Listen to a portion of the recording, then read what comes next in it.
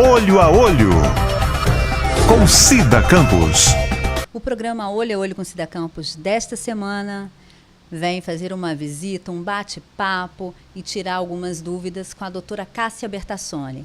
Ela é especialista na área de Previdência Social. Doutora Cássia, seja bem-vinda ao programa e quantas dúvidas, viu? Obrigada, Cida. É um prazer estar aqui de novo com vocês. Nós vamos falar sobre a reforma da Previdência. Na verdade, tantas reformas, tantos blá, blá, blá e nada acontece. Então, a reforma da Previdência, ela deu, digamos assim, uma murchada, né? Agora, não havia previsão de aprovação, né? Devido a uma grande insatisfação popular e dos sindicatos, né? Então, até março não conseguiu-se aprovação no plenário, então suspendeu-se as negociações, somente agora, após a eleição, é que ela provavelmente vai voltar para a pauta, tá? Eu espero que volte logo para a gente ter alguma certeza, né? Porque até então são tantas dúvidas, ninguém consegue resolver nada, ninguém consegue saber quais são os direitos. Lógico, os deveres todos nós temos, mas os nossos direitos a gente tem que estar a par de tudo, né, doutora Cássia? Sim, sim. Houve muitas modificações desde o projeto original, tá? A última, que é a que está para ir para o plenário, foi passada pela comissão, né, de estudos previdenciários, né? Passou por todas as comissões e agora ela está para votação no plenário, mas ainda não tem previsão para inclusão em pauta. Enquanto isso, vamos tirando as dúvidas do nosso povo querido e sofrido, infelizmente. Quem está na categoria contribuinte individual? Então, os contribuintes individuais são o que a gente chama de profissionais autônomos, né? Advogados, empresários, médicos, dentistas, né? Todos aqueles que exercem uma profissão, né, chamada de profissão liberal, né? E não tem vínculo de emprego. Tá? Então, essas pessoas elas são chamadas de contribuintes individuais, eles fazem a contribuição ao INSS de acordo com o valor que ele quiser declarar de remuneração, né? E dentro daquele valor ele tem a alíquota compatível. E aí, ele, dependendo do valor que ele quer contribuir, ele pode se aposentar mais de um salário mínimo? Sim, pode. O que acontece? Eu falo assim que ele que escolhe, né, porque a maioria dos profissionais liberais não emitem RPA, acabam fazendo a sua própria declaração de renda. E naquela ele escolhe a renda que ele exige. Contudo, se esses profissionais eles recebem mediante RPA, né, que é requisição de pagamento de autônomo, aí ele vai contribuir de acordo com aquilo que está no RPA.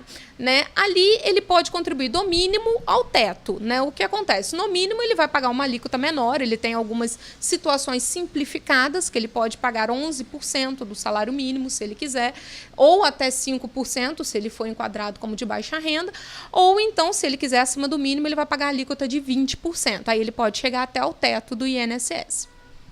Quem está na categoria segurado facultativo? Quem são essas pessoas? Então, o segurado facultativo é aquele que não possui renda nenhuma declarada. Né? Então, dentre todas as categorias de segurados que existem, o que não se enquadrar em nada é o que a gente chama de segurado facultativo. Então, por exemplo, os estudantes estagiários são segurados facultativos, se quiserem, eles pagam INSS. As donas de casa são chamadas de facultativas, também pagam se quiser, né? E todos os demais que não possuem uma atividade econômica, tá? A partir do momento que você exerce uma atividade, ou você é empregado, ou você é segurado especial, ou você é contribuinte individual. Se não é nenhuma dessas, você é facultativo. Mas esse facultativo pode contribuir, seja com salário mínimo ou a mais? Pode, ele pode escolher o que pagar também, tal como contribuinte individual. Contudo, para o facultativo, né, não é tanta vantagem em escolher uma contribuição acima do mínimo. Para ele é mais vantagem pagar no mínimo. Ali ele paga uma alíquota de 11% ou de 5%, que para ele compensa muito mais. Tá? O que mudou na aposentadoria por idade? Ou se mudou alguma coisa? Então, tudo que a gente vai falar aqui é uma expectativa, né, do que tem sido mencionado sobre as modificações, tá? A aposentadoria por idade, hoje, né, ela urbana, que é das pessoas que moram na cidade, ela é aos 60 anos para as mulheres e aos 65 para os homens, né? Os rurais, né, que são aquelas pessoas que trabalham no campo, ele é aos 55 anos de idade para a mulher e aos 60 anos de idade para o homem, tá? O que a reforma apresenta, né? O último projeto, a última modificação que teve, tá? É que a idade mínima seja elevada para 62 anos para as mulheres e 65 para os homens, tá? Vai ficar mantida. Então, a idade da mulher é que vai ser elevada, a do homem acabou ficando mantida aos 65. O do rural não houve modificação após a última aprovação na comissão, continuou 55 e 60. E a aposentadoria por invalidez? Tem alguma alteração aí? Tem coisa boa aí ou continua a mesma coisa? Não houve nenhum tipo de modificação ainda na invalidez, até porque muito dos benefícios por incapacidade, aposentadoria por invalidez, auxílio-doença e auxílio-acidente foram modificados por uma medida provisória, se não me engano, em 2016, 2017. Então, algumas modificações já vieram, tá? Depois, agora no projeto, não se pretende mexer de novo, pelo menos não é proposta, por enquanto, de mexer novamente nesses benefícios por incapacidade. E por contribuição, tem alguma mudança? Sim, a perspectiva é que se extinga a aposentadoria por tempo de contribuição, né? Hoje, a aposentadoria por tempo de contribuição ela é aos 30 anos para mulher, 35 para homem. Por que ela vai deixar de existir? Porque a aposentadoria por idade vai começar a exigir um tempo maior de contribuição. Então, o que acontece que vai hoje, né? A aposentadoria por idade, ela é no mínimo com 15 anos de contribuição e ali você vai elevando a sua renda, né? Vai elevando o seu cálculo conforme mais contribuições você tiver após esses 15 anos, né? Com a aprovação do projeto, vai se manter essa mesma perspectiva. E você só vai atingir os 100% quando você tiver 40 anos de contribuição, seja mulher ou seja homem. Né? Então, ou seja, com o tempo, a aposentadoria por tempo de contribuição vai acabar se extinguindo e só vai existir a aposentadoria por idade, porque vai ser a idade mínima vai ser exigida para qualquer tipo de benefício. Tá?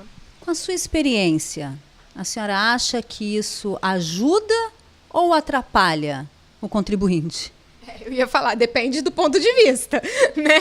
Se a gente está falando do segurado, é óbvio que a reforma da Previdência ela vem trazendo alguns deságios, né?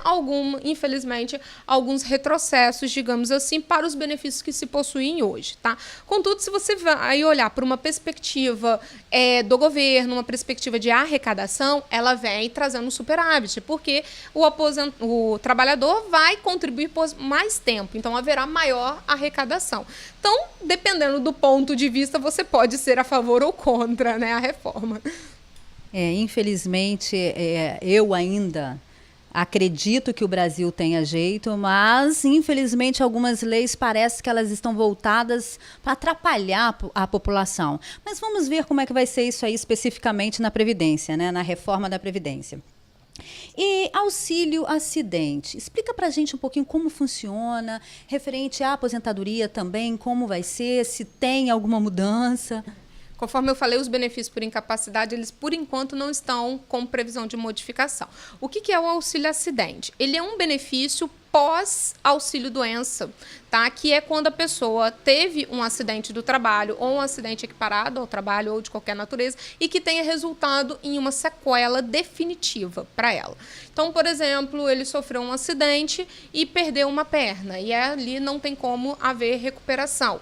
Ele vai para um auxílio-doença, né, até conseguir se recuperar, passa por um programa de reabilitação funcional, é reenquadrado em uma outra atividade, contudo, ele ficou com uma sequela definitiva. E ali, a partir do momento que ele voltar à atividade, ele vai começar a receber um benefício. Por isso que o auxílio acidente tem que tomar cuidado, que ele é um benefício enquanto a pessoa está na ativa. Ela não é um benefício quando a pessoa está inativa em casa ou doente. Ele é um benefício da pessoa ativa. Ela está exercendo uma profissão e ela ganha um auxílio, esse benefício, que é uma complementação da renda dela. O que se entende? Que como houve um acidente, uma sequela definitiva, ela houve uma perda do poder econômico dela. Ela já não produz tudo aquilo que ela produzia, ou já não está enquadrada naquela atividade ou naquela função que lhe garantia um valor, né, mais significativo. Agora, com uma deficiência, ela já se presume que ela vai ter um deságio na sua remuneração. Então, o benefício ele é pago para complementar isso. Tá? Então, ele é 50% do valor que ela teria direito a uma aposentadoria por invalidez, por exemplo. Tá? E aí, para o resto da vida ou tem tempo para isso acabar? Não. O benefício do auxílio acidente ele é até a data da aposentadoria. Tá? Então, ele não se cumula, pelo menos não mais se cumula. Tá? Então, ele vai ser contado, inclusive o que você recebe de auxílio acidente é contado para a sua aposentadoria, tá? Com aumentando a sua renda, como eu disse, ele é uma complementação de renda, e depois, quando você for aposentar, extingue esse benefício e o valor que você contribuiu é utilizado no cálculo. Aí você passa a receber a aposentadoria. Nós vamos para o intervalo e voltamos já já. Volte comigo. Olho a Olho, com Cida Campos. Doutora Cássia, vamos lá, continuando o nosso bate-papo. Auxílio doença é a mesma coisa que auxílio acidente? Tá, só para explicar, né? O auxílio doença, ele é um benefício de incapacidade. Então, é quando a pessoa não pode trabalhar, não pode exercer as suas funções. Tem 2 tipos de auxílio doença comum ou auxílio doença acidentário. O auxílio doença comum é decorrente de qualquer doença que você venha a adquirir, independentemente do que você exerce de profissão. O auxílio doença acidentário, ele é decorrente da sua atividade. Pode ter ocorrido um acidente, de fato, ou pode ser uma doença ocupacional, né? Uma doença que aconteceu em virtude do seu ambiente de trabalho. Tá? Esses benefícios de auxílio doença, ele é pago enquanto você está incapacitado. Você tem mais de 15 dias que não tem condições de voltar ao trabalho, e aí você vai fazer a perícia do INSS e vai receber esse benefício. Tá? Se por acaso esse auxílio doença, ou seja, essa doença que você teve, esse acidente, resultou em uma sequela definitiva, ao final do auxílio doença, você poderá vir a receber o auxílio acidente. Então, o auxílio acidente, ele é enquanto você volta para o seu local de trabalho, volta para a atividade, volta a exercer uma remuneração. E aí ele vai complementar a sua renda, porque ele vai presumir que você, agora que você voltou, como você tem uma sequela, você ganha menos, né? É uma presunção legal, você pode até não ganhar menos, às vezes você pode até receber uma promoção, não interessa, o benefício é pago só por causa da sequela, só por causa da incapacidade definitiva. Quando, vamos dizer que aconteceu um acidente com o João, nada a ver contra os Joãos, pelo amor de Deus, que dê muita saúde, mas aconteceu um acidente com um indivíduo. E aí ele teve que ficar acamado, mas não teve sequelas para sempre, né? Ele tem o direito de receber o salário integral, ou é a metade, ou tem um percentual em cima? Como que funciona? Então, o benefício do auxílio-doença, ele é pago a 91% da média dos salários de contribuição que ele tiver. Então, a média ela é 80% das maiores contribuições, né, dentro do período básico de cálculo, né? No caso do auxílio-doença, são os últimos 12 meses. Então, ali 80% da sua maior remuneração é utilizada no cálculo, é pago 91% daquilo, no caso de auxílio-doença. A aposentadoria por invalidez, 100% dessa base, desse cálculo apurado, tá? Muito bom saber. Nossa, uma aula. Gente, como é bom aprender. Muito bom. Auxílio, nós falamos sobre auxílio auxílio acidente, auxílio doença, e agora a pensão por morte. Tem tantas dúvidas, às vezes as pessoas falam assim, eu não tenho direito. E na verdade, às vezes até tem. E aí deixa para lá pensando, o achismo, né, doutora? E existe também alguma alteração aí? Alguma mudança nesse... Olha, ela deu uma risada. Vamos passar para ela essa bola? Então, a pensão por morte foi um dos benefícios mais modificados, tá? Ele foi modificado por medida provisória, foi depois convertido em lei e ele novamente está no projeto de reforma, né? A pensão por morte é o calcanhar de Aquiles do governo, infelizmente. Ele acha que ali ele está perdendo muito concedendo aquela pensão, principalmente quando a pessoa morre muito cedo e a viúva ou o viúvo vai receber por muito tempo, né? Então, a primeira modificação que a gente teve, isso ainda lá em 2016, né, com as medidas provisórias, foi não ter mais aquela pensão por morte vitalícia, independentemente de quem seja a pessoa que vai receber. Começou-se a estabelecer critérios, tá? Então, hoje, que já está valendo, a pensão por morte, no caso para a esposa ou para o esposo, somente é vitalícia a partir dos 43 anos de idade. Do cônjuge que sobreviveu. Tá? Então, o cônjuge que está vivo, se ele tiver mais de 43 anos, ele ganha até o final. Se ele tiver menos, aí ela é progressiva. Ela pode começar em 3 meses, ir para 6, 8, 2 anos e por aí vai. Então, há uma progressão da idade dele, que é o que chamava de nova viúva, né? Que tinha, né? Acontecia, infelizmente, do cônjuge falecer e a viúva... E eu falo viúva, gente, é porque, infelizmente, era o que utilizava como termos pejorativos da menina que ficava, sobrevivia porque o marido casava e às vezes casava com uma pessoa mais velha, né, para digamos assim, a viúva negra, né, para ele morrer e ela ficar com a pensão. Isso infelizmente já aconteceu, mas isso é muito raro, isso não é regra acontecer. Infelizmente o governo trata como regra aquilo que é exceção e joga para a reforma, tá? Então, assim, já houve essa modificação. Pensão por morte do cônjuge sobrevivente, somente vitalícia, a partir dos 43 anos de idade para frente. Dos filhos, né, ou irmãos, ou pais, né, que também são dependentes na categoria, filhos até 21 anos de idade, tá? Aí não interessa se está fazendo faculdade ou não tá? É legislação previdenciária até 21 anos de idade. Se ele for incapaz, né, se for um filho deficiente, portador de necessidades especiais, né? Aí a pensão por morte é vitalícia dele enquanto durar a incapacidade. Dos pais, ela é vitalícia porque, obviamente, você já presume, né, que os pais já tenham mais, né, a idade nem sequer cogita. Os irmãos, a mesma coisa, até os 21 anos, ou se ele é incapaz ou inválido, independentemente de tempo, tá? E aí, né, por continuar, me perdoe, né, prolongar um pouquinho, tá de novo na reforma a pensão por morte. Por quê? A pensão por morte, originalmente, era concebida em 100% do valor que o falecido teria direito à aposentadoria. Isso já foi modificado, né, passou por várias alterações, né, e chegou-se ao percentual de 50% mais 10% a cada dependente que ele tiver. Então, ou seja, a viúva que tivesse, ou viúvo, né, que tivesse ali 4 filhos, aí sim ele iria receber 100%. Senão ele ia receber 50, mais 10 por um filho, mais 10 por outro filho, e por aí vai, tá? Novamente, ela tá, de novo, com essa... o cálculo que está em jogo novamente, e agora já está se discutindo em 60%, mais 10% por dependente, e uma questão especial para os policiais, tá? Policiais civis, policiais militares ou pessoas que trabalham em locais insalubres, tá? Ali o cálculo vai ser 100%, independentemente de quem sejam os dependentes, tá? Salário maternidade. Algumas pessoas deixam para lá. Estou grávida, vou correr atrás disso não tem ninguém para correr para mim. Mas algumas têm direitos e outras não têm direito. Mas tem alguma mudança aí na reforma? Não, por enquanto não. A grande questão do salário maternidade, né, para a empregada, ela começou a trabalhar, ela já, se engravidar, ela já vai ter direito ao benefício, tá? A partir do momento em que o bebê nascer, ela vai ter 4 meses de salário maternidade, que é o que determina a legislação, tá? A empregada facultativa, né, a trabalhadora facultativa, contribuinte individual ou facultativo, é que necessita fazer contribuições a mais, porque ele precisa ter, digamos assim, formar o caixazinho para poder pagar a licença maternidade dele. Então, o que acontece? A contribuinte individual e a facultativa precisa ter 10 contribuições no mínimo para receber o benefício. E é uma lógica da legislação. Uma gestação dura 9 meses, ela tem que pagar 1 mês a mais. Então, no mínimo 10 para ela poder receber o benefício depois, quando a criança nascer, o salário maternidade. As outras não precisam, as outras categorias não?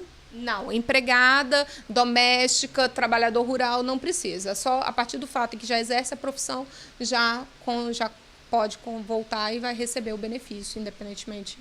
E se por um acaso a contribuição não tenha... Infelizmente isso acontece, tem patrão que não paga, né? Não deposita. E aí, se estiver em débito com o INSS, perde o direito? Não, pelo contrário, não perde, tá? Isso é uma questão e é até muito importante trabalhar isso, porque o INSS vai lhe opor alguns embaraços, porque ele vai olhar no sistema dele e vai ver, opa, tá faltando contribuição. Mas a lei é muito clara. Se quem tinha a obrigação de fazer o recolhimento era o seu chefe, o seu patrão, você não pode ser prejudicado se ele está em déficit com a Previdência. Então, o benefício tem que ser pago para você. O INSS é que tem a obrigação, e ele tem os auditores fiscais da Receita Federal, que tem a obrigação de ir atrás e cobrar essas contribuições em atraso. Os segurados não podem jamais ser prejudicados por causa disso. Espetacular isso, eu não sabia dessa informação. A não ser para doméstica. Tá? Desculpa fazer a exceção.